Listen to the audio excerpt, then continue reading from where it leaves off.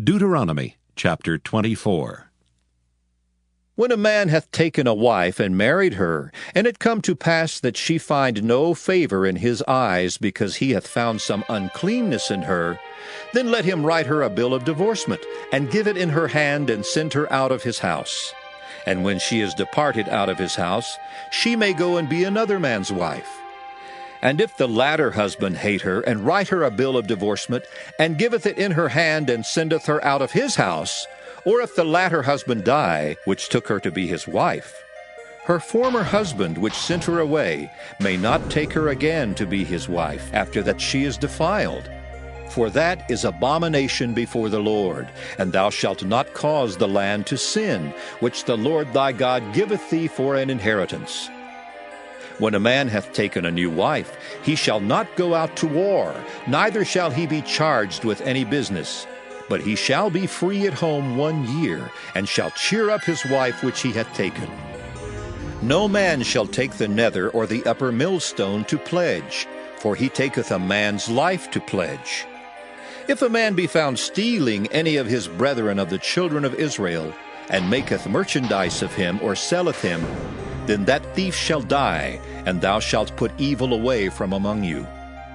Take heed in the plague of leprosy, that thou observe diligently, and do according to all that the priests the Levites shall teach you, as I commanded them, so ye shall observe to do. Remember what the Lord thy God did unto Miriam by the way, after that ye were come forth out of Egypt. When thou dost lend thy brother anything, thou shalt not go into his house to fetch his pledge. Thou shalt stand abroad, and the man to whom thou dost lend shall bring out the pledge abroad unto thee. And if the man be poor, thou shalt not sleep with his pledge. In any case thou shalt deliver him the pledge again when the sun goeth down, that he may sleep in his own raiment, and bless thee. And it shall be righteousness unto thee before the Lord thy God. Thou shalt not oppress an hired servant that is poor and needy, whether he be of thy brethren or of thy strangers that are in thy land within thy gates. At his day thou shalt give him his hire, neither shall the sun go down upon it, for he is poor and setteth his heart upon it, lest he cry against thee unto the Lord, and it be sin unto thee.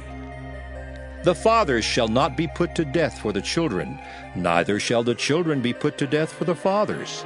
Every man shall be put to death for his own sin. Thou shalt not pervert the judgment of the stranger, nor of the fatherless, nor take a widow's raiment to pledge. But thou shalt remember that thou wast a bondman in Egypt, and the Lord thy God redeemed thee thence. Therefore I command thee to do this thing. When thou cuttest down thine harvest in thy field, and hast forgot a sheaf in the field, thou shalt not go again to fetch it. It shall be for the stranger, for the fatherless, and for the widow, that the Lord thy God may bless thee in all the work of thine hands. When thou beatest thine olive tree, thou shalt not go over the boughs again. It shall be for the stranger, for the fatherless, and for the widow. When thou gatherest the grapes of thy vineyard, thou shalt not glean it afterward. It shall be for the stranger, for the fatherless, and for the widow.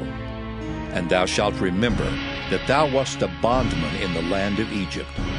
Therefore I command thee to do this thing.